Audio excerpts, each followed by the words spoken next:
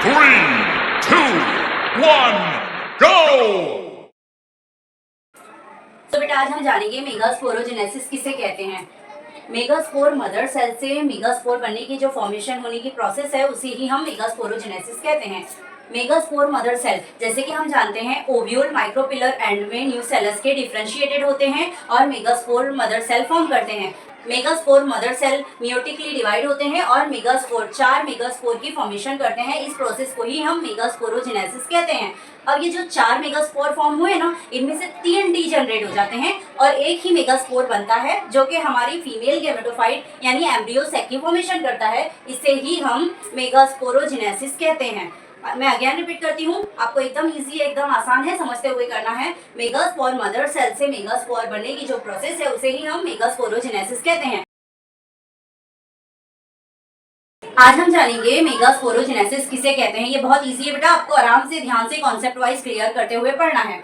Megaspore mother cell से megaspore की formation होने को ही मेगास्पोरोजेनेसिस कहते हैं। जैसा कि हम जानते हैं ओव्यूल न्यूसेलस के माइक्रोपिलर एंड में डिफरेंशिएटेड होते हैं और मेगास्पोर बनाते हैं, यानी कि मेगास्पोर मदर सेल। हमने क्या देखा कि जो ओव्यूल है वो न्यूसेलस के माइक्रोपिलर एंड में मेगास्पोर मदर सेल की फॉर्मेशन करते हैं और ये megaspore mother cell mitotically divide होकर मेगास्पोर बनाते हैं। टोटल 4 मेगास्पोर बनते हैं, लेकिन इनमें से 3 डीजनरेट हो जाते हैं, एक ही बचता है। ये जो एक है यही एम्ब्रियो सैक की फॉर्मेशन करता है।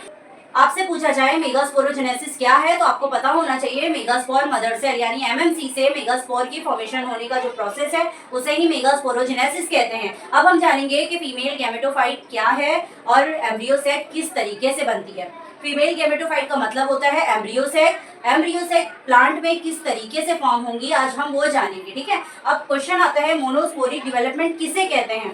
यहाँ टोटल 4 मेगास्पोर फॉर्म हुए थे, उनमें से 3 डीजनरेट हो गए थे, सिर्फ एक ही बचा था। ये जो एक मेगास्पोर है इससे पूरी एम्ब्रियो सैक फॉर्म होती है, जिसकी वजह से इसे मोनोस्पोरिक डेवलपमेंट कहते हैं। अब एम्ब्रियो सैक कैसे बनेगी हम जानते हैं। देखिए ये मेगास्पोर है, मेगास्पोर का जो न्यूक्लियस है वो माइटोटिकली डिवाइड होएगा और फॉर्म करेगा 2 न्यूक्लियस। ये जो 2 न्यूक्लियस है ये दोनों न्यूक्लियाई अपोजिट पोल पर होंगे। 2 न्यूक्लियाई माइटोटिकली डिवाइड होंगे, फॉर्म करेंगे 4 nuclei. 4 nuclei again mitotically divide होंगे, फॉर्म 8 न्यूक्लियाई। अब ये 8 न्यूक्लियाई हमारी एम्ब्रियो सैक बनाएगा प्लांट में।